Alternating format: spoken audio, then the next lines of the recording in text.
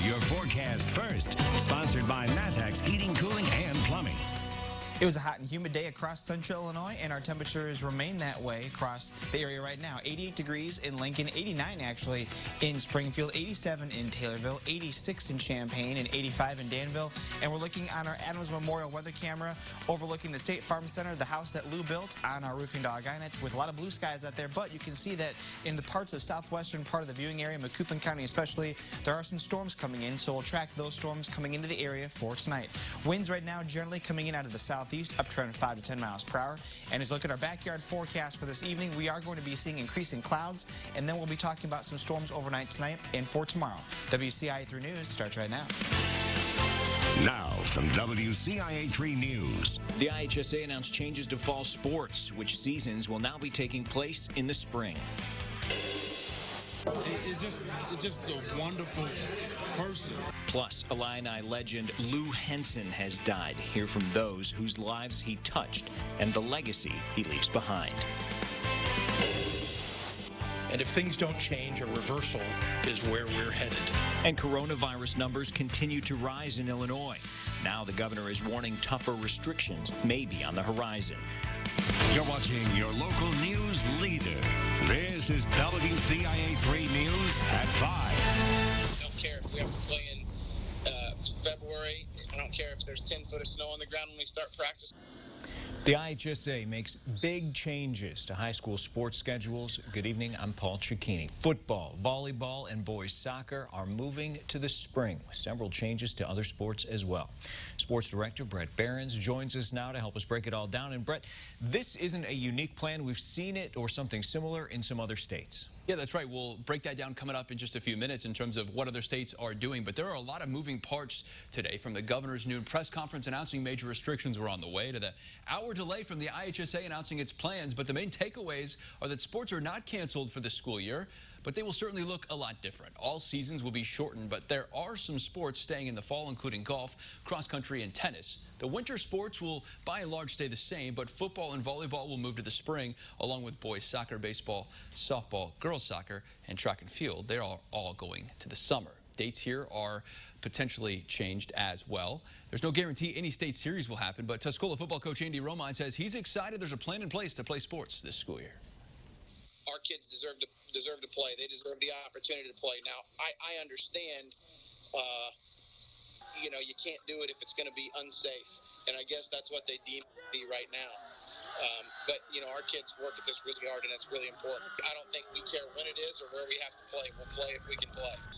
Romine was not happy with the governor, who singled out Tuscola during his briefing this afternoon. He says his team has not had any positive COVID-19 cases, despite what Governor Pritzker said. They shut down workouts as a precaution instead. We'll have much more coming up on this tonight at 6. As more coaches across the area react, we'll hear from a cross-country coach who is very excited. They still get to compete this fall. Paul?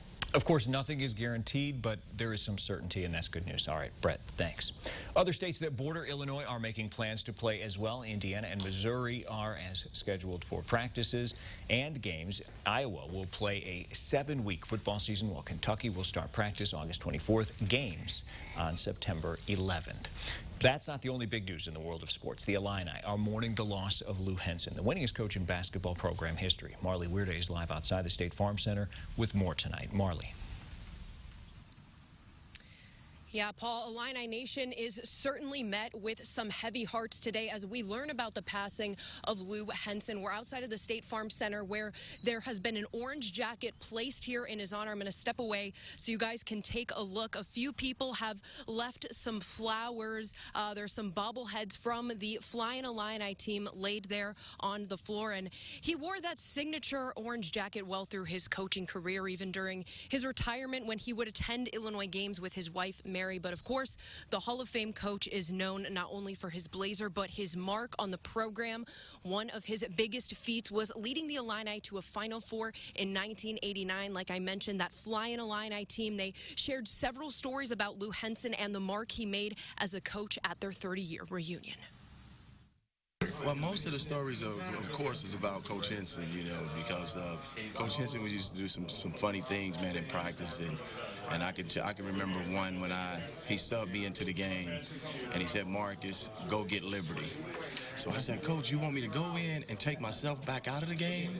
So that was one of the stories that I was telling a lot. And of course, Coach Henson was a big part of our teams. And of course, Lou Henson is still very much a big part of the program. State Farm Center is home of Lou Henson Court. And this morning, he was laid to rest at Mount Hope Cemetery, which is just a few blocks away from the State Farm Center, previously known as Assembly Hall. The list goes on and on, but where his legacy was built. And we'll have more about Lou Henson and his legacy coming later on tonight at 6. But for now, reporting live outside the State Farm Center, Marley Weirda, WCIA 3 Sports. All right, Marley, we'll look forward to that report at 6 o'clock. Thank you. An increased number of cases of COVID-19 in Illinois are a big concern for the governor. He's warning people the state could undo progress if the numbers do not improve. Governor Pritzker expressed concern over the positivity rates in counties across the state. He says 6 regions in Illinois now have positivity rates above 5%. If a region has 3 days of a positivity rate at or above 8%, tougher restrictions will be put in place for that area.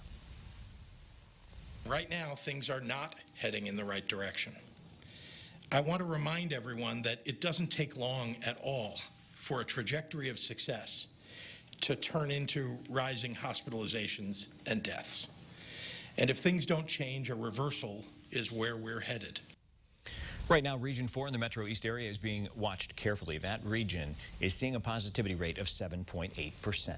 Taking a look now at today's coronavirus numbers statewide, the 7-day positivity rate stands at 3.8%. In Region 6, which is Macon County and East, the positivity rate is 3%. Region 3, which is the western part of central Illinois, the positivity rate's at 4.1%. There are nearly 1,400 new cases in Illinois today. That brings the total to more than 175,000.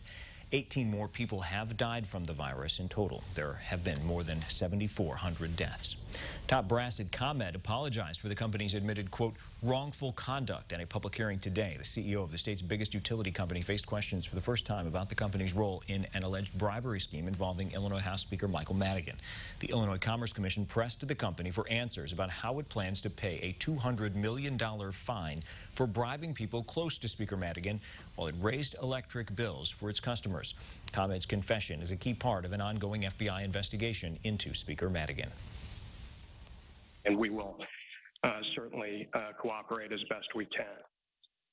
As part of the deferred prosecution agreement, ComEd has admitted to misconduct that is inconsistent with our values. On behalf of ComEd, I want to tell you that I am sorry for that conduct. A former federal prosecutor who now works for ComEd said he plans to clean up ethics at the utility giant. The ICC wanted assurances customers would not be the ones on the hook for paying that $200 million fine. This school year will look a lot different from years past. How one program is helping teachers adjust to the changes. Plus this.